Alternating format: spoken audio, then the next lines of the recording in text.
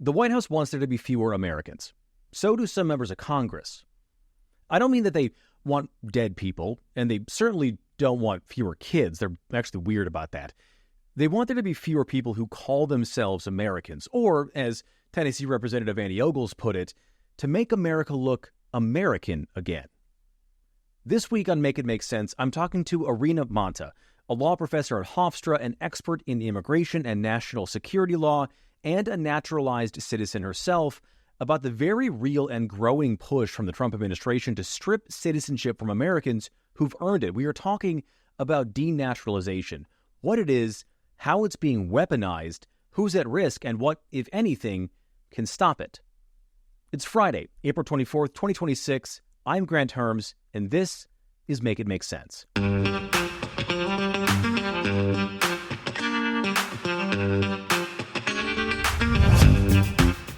Irina, thank you so much for being here. I really appreciate it.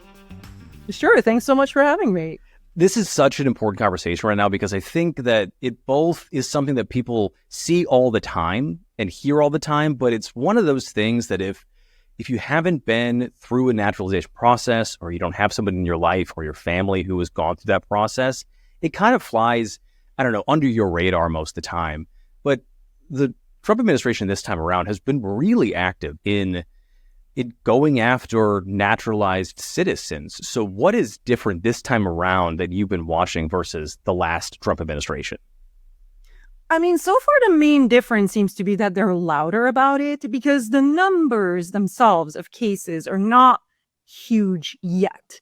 They're talking about a lot of things like quotas, like we want to have 100 to 200 cases started per month. That was in the DOJ memo from last year. We want to do this and this. We want people, and then they have these like enforcement priorities, people who committed these kinds of fraud or did these kinds of things. Like those are the people we're going to go after. And so, so far it really, from what I can tell, it really hasn't materialized yet. But that doesn't mean we shouldn't take it seriously, because this is really a way to keep the naturalized population of the United States quiet. And it's hard not to feel like this is by design. To basically say, you know what, you are a second-class citizen. You will never be one of us. So there are these currents of nationalism, some would say white nationalism, that are playing a part in that. And also just saying you cannot participate politically the way that everyone else can, because we have this extra tool against you. And if we don't like what you're doing, and if you look at that enforcement memo, one of the things that should make some potential alarm bells go off, especially when you look at who the enforcers are, is when they talk about things like, quote, individuals who pose a potential danger to national security, right? You could just see this particular government coming up with a story about who all is a danger to the nation. Sure. And so a lot of naturalized citizens are nervous about speaking about politics or anything else. And it should be their right to do so. And now they're nervous. It's so bizarre to me to see it get to this point in which we are talking about two full separate classes of citizens in this way. That's always kind of been a part of how our politics have worked, how our government has worked. There are separate tiers of how we treat people in the justice system, in our political system. But this feels both new and, I guess, old in a way. Like it feels much like a lot of what this administration is doing. It feels very much like we're going back to the 1800s in some of this. And there were a lot more denaturalizations in the early 20th century. We should mention that. So until the late 60s, when the Supreme Court made it clear that, hey, taking citizenship away is kind of a big deal. And under most circumstances, you can't do it without the consent of the person who has citizenship. And then there was this kind of footnote exception, right? Whatever. But generally speaking, it was, hey, this is a big deal. So we went away from having these thousands of people lose their citizenship. The numbers went way down.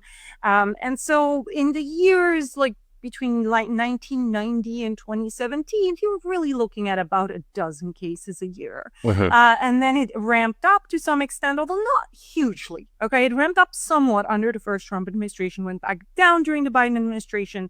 And now we may be seeing somewhat of a ramp up again, not a huge one at this point.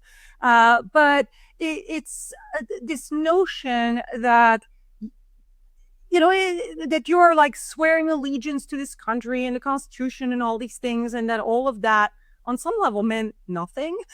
It's really troubling. Right. It's really troubling. That's the thing that I always think about too in this, is that this whole fight seems to cheapen the idea of citizenship as a concept, that the people arguing that we need to denaturalize more people because they aren't true Americans and their version of whatever this is that they don't see the allegiance to the United States as something that actually can be closely held by somebody else and can be, I don't know, someone can be brought around to, or can be understood by somebody who isn't born here. I have a hard time getting my head into that logic, or I guess illogic. I'm not even sure if it's logic, to be honest. I think there are a lot of things going on here. And to some extent, I'm going to have to speculate. I'm a law professor, but going a little bit outside of law. Sure. Right? I have an undergrad degree in psychology, so maybe we can just throw that in, right? But I think there are a number of things going on. First, we have to note that this discussion is happening at the same time that there is the whole debate about birthright citizenship. Yeah. Right? And the two are really, I think, linked in the rhetoric and linked in their sentiment, where citizenship is coming under attack from a lot of different sides. So it's not even just, oh, well, if you were born here, then you're fine. Okay, fine. You came from abroad, we might be able to take your citizenship away again. But if you were born here, you're fine. No, you had to, according to the current government, you had to have been born a certain way to a certain set of people. I've heard it said, well, but that's how other countries have it. Yeah, sure, but that's how other countries have had it for a long time. The American tradition has been that of birthright citizenship. And that is the understanding under the Constitution, as the understanding most of us legal scholars have. There are a couple of people who are out there who are saying differently, but that has been the traditional notion. And now I think, look, some of it might be people being afraid of, well, are we going to have not enough white people in this country? Or are we going to have people who don't vote Republican, whatever their ethnicity is? So some of it, I think, is this kind of embattled sense. I also do think there are a lot of people in this country that were very upset when Obama was elected and that never got over it. And who feel like they're losing power, and whether they talk about Obama or they talk about DEI initiatives or whatever the thing is that they're upset about du jour, that they then say, absolutely not. I'm going to stop that by any means necessary. And any means necessary means keeping out of power people who don't look like them, who might not vote like them. And we see it with that entire literal whitewashing, right, where they're removing pictures of ethnic minorities who are in positions of leadership in the military or things like that, or removing pictures of women, or just making it very, very clear it is white men who run this country, and a certain type of white Christian born here, to people that were citizens. Like, it's a long list of requirements you have to meet to be the boss of this country. Right. I think there was, I can't remember what the actual number was. The number itself wasn't important, but it was that people were on the right were up in arms about how many actual naturalizations there were last year, in one of the most volatile years for naturalizations. I think started off relatively high and then tapered off very quickly.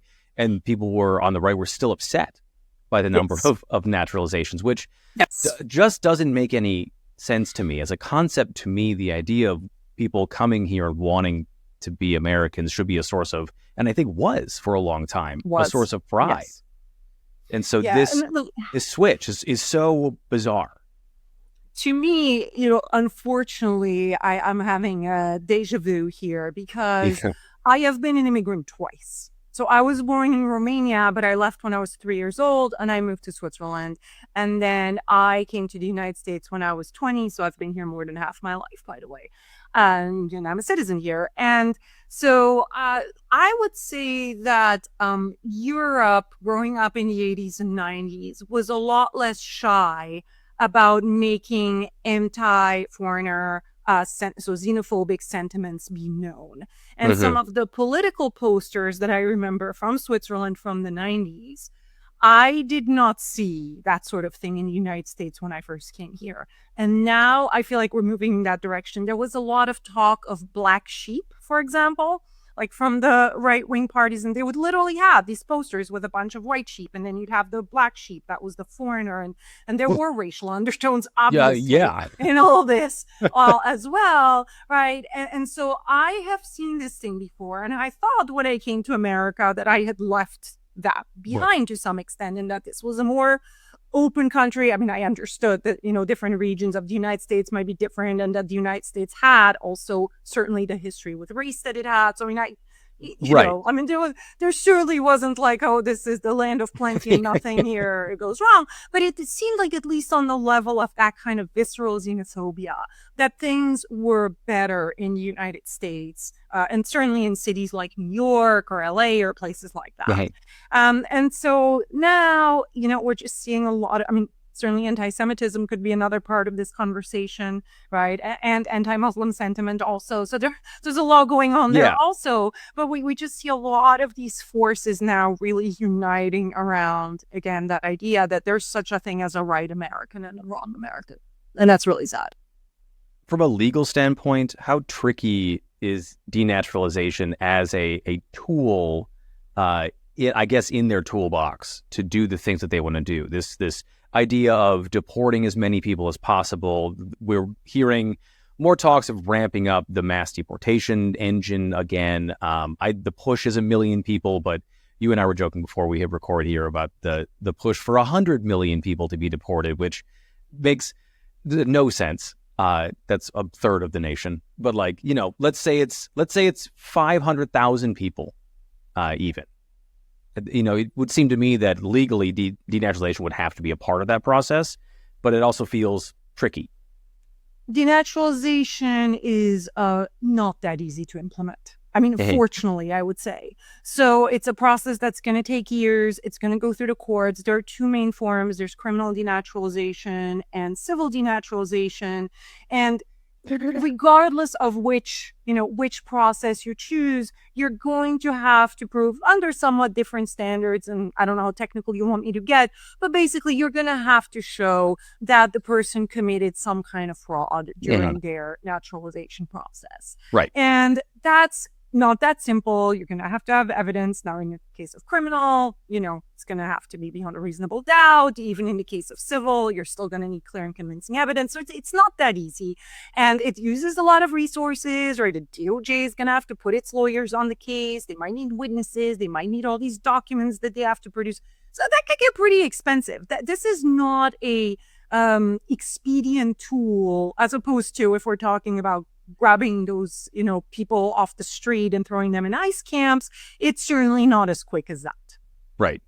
I think it was the recent piece you put out, the recent paper you put out, that also said that the DOJ made denaturalization enforcement was a top 5 enforcement priority now, which is wild to me, because that means other things are taking a back seat.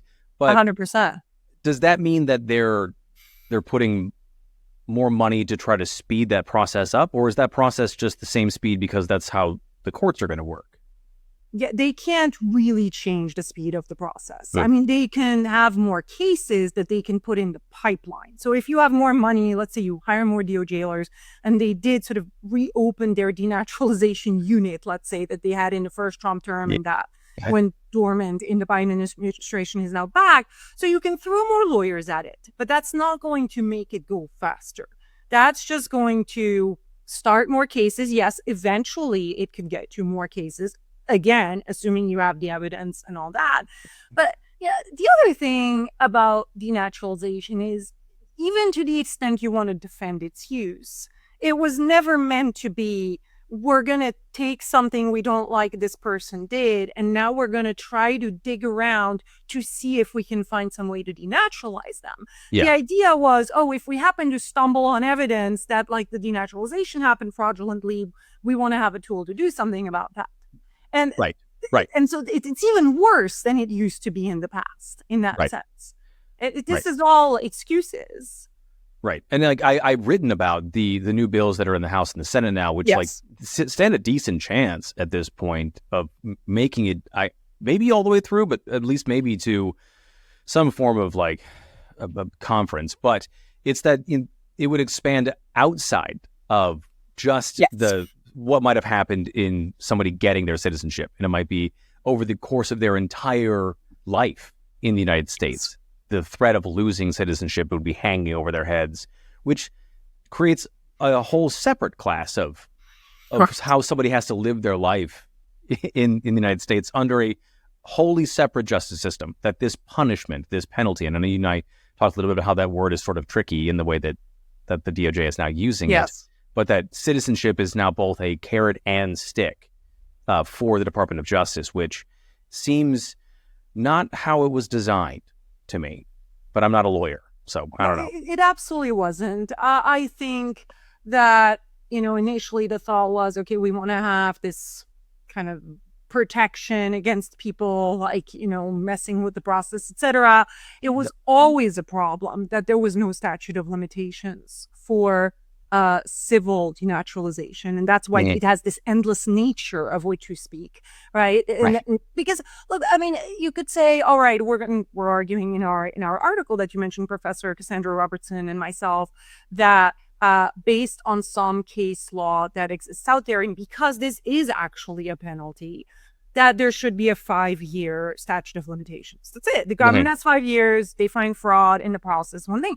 But like you're saying, I mean, if we're now talking about things that people did, for example, after getting citizenship, right? And all that, we have other tools to deal with that. We have criminal statutes. If you're a naturalized citizen and you commit a criminal action, okay, be prosecuted. I'm not saying people should be exempt from that because they're naturalized, but you would apply normally the same measures that you would apply to someone who was, born with American citizenship.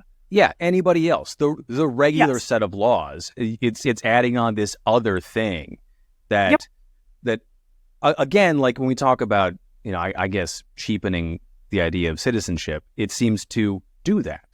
This is a thing that can be given and taken away freely and with, I guess with, just kind of willy-nilly by the government when they feel like adding it onto a charge.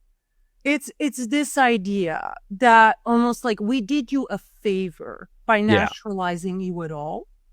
You have no entitlement to it. It doesn't matter. It doesn't even matter. You followed all the laws, all that stuff. Doesn't matter. You contributed to this country. And that's another thing that we haven't really brought out in this conversation yet, but I want to do so. The amount of contributions by immigrants, and this has been studied, the Cato Institute has brought out good data on that, the amount of money that the United States makes, right, and that is being spent on consumer goods, etc., thanks to immigrants, including thanks to naturalized citizens, is very large. And instead, this government just points to, the small percentage of people who commit crimes and do bad things, right? And all of these contributions are just erased. And so it's this favor they did you in the first place. And so you have to be the perfect citizen after that. And if you do anything that they don't like, whatever that is, and they're going to keep redefining what that is. And that's part of what power is to be able to keep redefining, isn't it? It's to be able to keep redefining what is being expected of you. And that's what's so awful about it and awful to live under. Today's episode is brought to you by Ground News, which is something that I wish was around when I first started getting interested in and covering politics. I know it seems like common sense now, but it's really hard to sift through all the news that is out there because the same story can be completely different depending on who and where you're reading it from. That's where Ground News comes in. They give you all the versions of the story right in your feed, left, right, and center. They show you those side by side so you can see how the framing changes and you get a full view of the story. They also have a Blindspot feed that flags stories that are being ignored by one side of the aisle entirely. In a media landscape built to keep you in an echo chamber, Ground News shows you the way out. And right now you can use the link in the description for 40% off. It is their best deal on their best plan. That's the Vantage plan right now. You can only get it from Make It Make Sense. Get access to their Blindspot feed, more than 50,000 unique outlets for news, and one of my favorite features is their Burst Your Bubble newsletter, which helps you break out of that echo chamber and shows you your own media bias for all the things that you consume. I think it is an invaluable resource to expose you to different ideas and help keep your own media diet healthy, because a healthy media diet is just as important as a regular diet. Again, use the exclusive code in the description to get 40% off the Ground News Vantage plan, their absolute best plan right now. How do we shore up naturalized citizenship then? How do we protect it from, future attacks from this government? And how do we, I don't know, bolster it? How do we give it some backstops to make it stronger? Because it would seem to me that that this isn't going to be the last government in, what happens after the Trump administration to try to do this kind of thing, whether it's a Republican presidency or a Democratic one, that this kind of idea about having a less valuable citizenship status for somebody who's naturalized and making that a part of law enforcement and the legal system and the justice system is just going to be there. So how do we make it better for people who are naturalized citizens? I'm going to put some options on the table, understanding that not all of them are equally politically feasible. But some of the less politically feasible ones, or maybe not right now, but some of the less currently politically feasible ones might be some of the preferred ones. I mean, look, the strongest thing would be a constitutional amendment, right? Where we just clarify it. We could even say, once you have citizenship, that's it. That's the end. If they, add whatever time for fraud detection, if we think the time leading up to it was enough, that would be the likely end of the story. Short of that, because, that's very difficult. Short of that, a congressionally passed law that imposes certain protections, such as the statute of limitations, the right to an attorney in civil denaturalization, which does not exist. It's a right that we only have in criminal denaturalization, which is also pretty bananas, right? Given the consequence of it all. That's next. Or the court could hold that, based on precedent, we talk a lot about this U.S. v. Kokesh case in our forthcoming piece, Denaturalization's Missing Limit, Professor Robertson and I. But that's the sort of the easiest, is the Supreme Court could say, all right, well, that applies. There's a 5-year, statute of limitations. That's it. So all of these things would help. They would help to different degrees. If we had courts could also talk about the right to an attorney, right? There are just a lot of different things we can do and that we can enshrine that way. And that I think really would put an end to things. And even if people were more nervous of speaking out, let's say during the statute of limitations period, at least once that ends, it would be like, okay, well, now I'm like everybody else. Right. Now I can say what I want, even if it's something the government doesn't like. Is there a way that we could do anything about this right now? That stuff feels a little far away. Sure. I mean, there are lawsuits that can be filed now, and it doesn't have to be just the Supreme Court that weighs in. Like, having Circuit Court of Appeals recognize some of these things I'm talking about would already be an excellent first step. Even lower courts than that, whatever we can get, right? So definitely through the legal system is one way. I think continuing activism in this area and doing, to some extent, what you and I are doing right now, talking about these issues, talking about the effects on people's lives, talking about how this idea of, taking away someone's citizenship just brings them back to the status quo. Really? Look, again, I've spent 25 years in this country. My child was born here. I don't really have a life or job or anything, back in Europe, right? No, it's not bringing someone back to the status quo where I was 20 years old and I hadn't come to America yet. We don't have a time machine.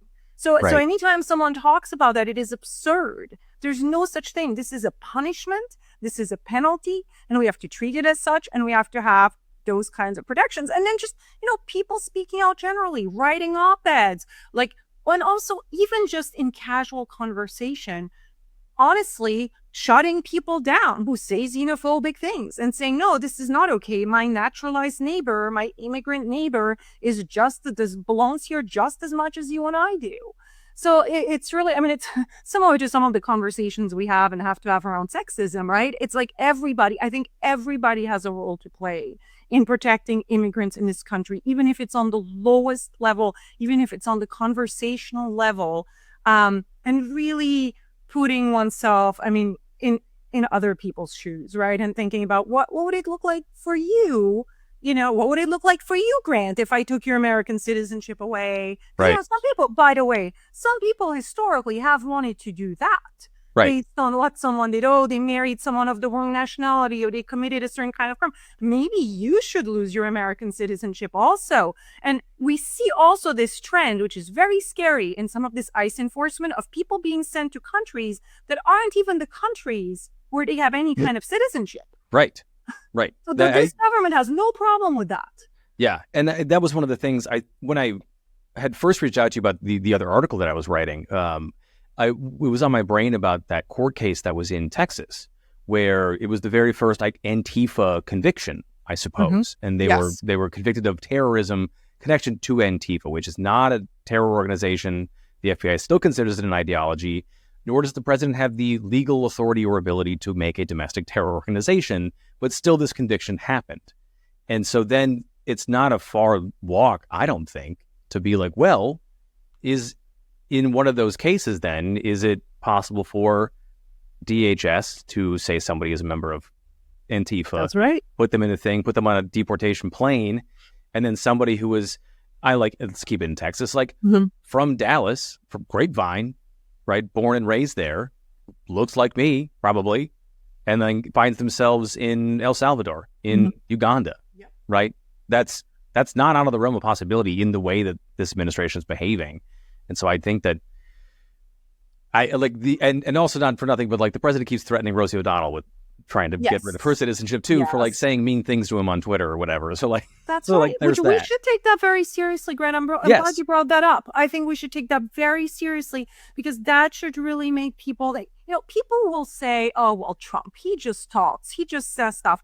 No, he doesn't just say stuff. We've also seen him do stuff that has been quite horrific. And we have seen people get hurt. We have seen immigrants die in ICE detention. We have seen American citizens caught up, right, in all of this. And so I think anyone who thinks I'm safe because I'm white, not a criminal, born an American citizen, whatever it is they think makes them safe, they're safe for now. They're safe for now. And that might not last. And even the for now, I have to put an asterisk, because like I said, you could just get caught up in some identity confusion situation or anything, or just being grabbed.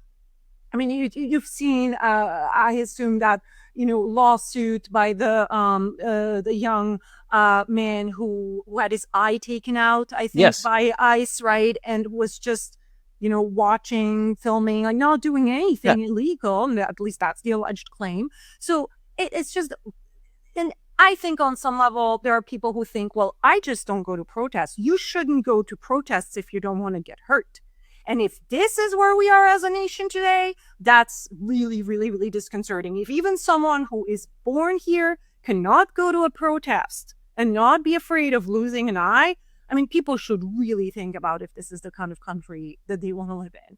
Yeah. And, I feel very strongly also about these things, because I was born in a totalitarian country, right? I was born in Ceausescu's Romania, where people could not express their views, where people could not protest, where people were jailed for doing these things. And I don't really want to go back to a situation like that here in the United States. And people, I mean, to a lot of people here, I think this is more foreign than to those of us who lived it. I was very young. Of course, a lot of this is through the stories of my parents that I know these things, right? But it's just people who thought this could never happen in America, I think are really, and I really feel for people who thought that. And a part of me probably thought that this wasn't going to happen here. Yeah. And so I think there's a lot of shock right now. And there are people who exploit that sense of shock. Right. But we all need to wake up. And everybody who is not politically active today is going to have to change their ways, because it's going to take all of us to change what's going on. For somebody who looks at the citizenship question and not the citizenship question, the questions surrounding citizenship and how our government approaches it, and the ideas of how they're approaching denaturalization, are there certain groups right now in the United States that are canaries in our collective coal mine? I mean, over the summer, I spoke to adoptees and attorneys who work with adoptees and their immigration statuses, and found that to be maybe the first group that I'm paying attention to. But is there somebody else? Are there some other group of folks that you're watching for signs that this might be coming? I mean, anyone might be the canary. This is hard to answer, right? Because there's so many people that might be targeted for so many different reasons. I do think we are going to see, and to some extent that's already happened, historically, we are going to see ethnic minorities being targeted at higher rates than white people. And I don't know that there is a moment where it's like, oh, well, now we really have to worry. I mean, I'm worried all the time. I can tell you, I wake up worried every day, and I know I'm not alone. Yeah. So, and I was mentioning to you before we started recording that I have had friends who are also professors and also naturalized citizens ask me like, hey, should I be worried? Like, what do I do? What do I need to do? And I don't, I don't think there's like a special reason to worry for any one person. I mean, some have been clearly threatened more than others. Mamdani has been threatened, right? Sure. And it's yeah. And so I don't know. Does Mamdani need to worry more than other people? Yes and no. He's also so prominent that it would be a much bigger scandal. So I don't know if he, right. But I just you know what? It's only a few months until November. Like, we're gonna have elections again, God willing, and we're gonna have elections again in 2028. And that's another piece that I think is worth adding to this conversation, that if we want to change things, we also have to make sure that we maintain the integrity of elections and of the democratic process. Mm-hmm. And that's going to be massive in addressing all of the things that we're talking about right now. And to make sure that we get America back on track. Have you ever talked to somebody, at this point it would be only the Democratic Party, about what it would look like if all the projections are right in November, and they take back the House and might take back the Senate, what power looks like for them, and what it would look like to protect citizens who are naturalized, what it would look like to protect non-citizens who are here legally and who don't have documentation? Is there a playbook out there among the people that you work with and talk to for this? I'm not aware of like a clear playbook, and there are also different scenarios, right? It's like, well, what if the House comes back but not the Senate? The right. Problems that remain, even though I'm just going to say it, I will be very happy to see a blue wave in November because of I think a lot of our democratic values have come under attack under this regime. But I think part of the problem we're going to, not to be a negative Nelly, but part of the problem we're going to continue to have is that the president has the veto power, right? So anything that Congress, for example, if like they decided to pass it, the Democrats get the House and the Senate and they decide to pass these protections, well, Trump can just veto it, right? Like he's just not going to sign it into law. So unfortunately, that's my take until 2028 to undo, right? Or to change. Right. And then the other problem is that the president continues to run the DOJ and control all that. So in that sense, I mean, there are going to be, I think we might see other hearings, maybe investigations of individuals within the DOJ and for some of the actions they take. Like, Congress is definitely going to have the power to do things like that, right? Mm-hmm. And so we might see some things at that level. I don't know. I don't know what the plan is. I think there's so many issues on the table right now that, this is one of them. I think denaturalization is probably less high on the totem pole of priorities for the Dems than all of the ICE activity. And that makes sense because we're talking about, there are huge numbers of people and violence that's being committed every day and people being held every day in inhumane conditions. And I mean, it's embarrassing. Like, it is embarrassing as both a naturalized American and for non-naturalized Americans, I'm sure also, to see what is being done in our name. So I understand that denaturalization, because also it's been a lot of talk and not as much bite so far. It might not be like the first thing that's like, okay, we gotta deal with this. We gotta do something. But I just think generally that if the Democrats have a big win in November, it's going to potentially keep the president and maybe the DOJ busy in other areas. And so they might slow their roll on the denaturalization front as an indirect result of that. So that would be kind of nice. Yeah, that might be a little silver lining We'll take there. that. Yeah, All right. sure. I think that might be a good place to stop then on this, with a little bit of a positive note here. Sure. I think maybe the way to think about this too is that this for the Trump administration may not be as urgent, is important to them, but might not be as urgent as everything else. And so maybe that's a decent way to look at this too. Important, hopefully not as urgent as everything else, but we should still focus on it.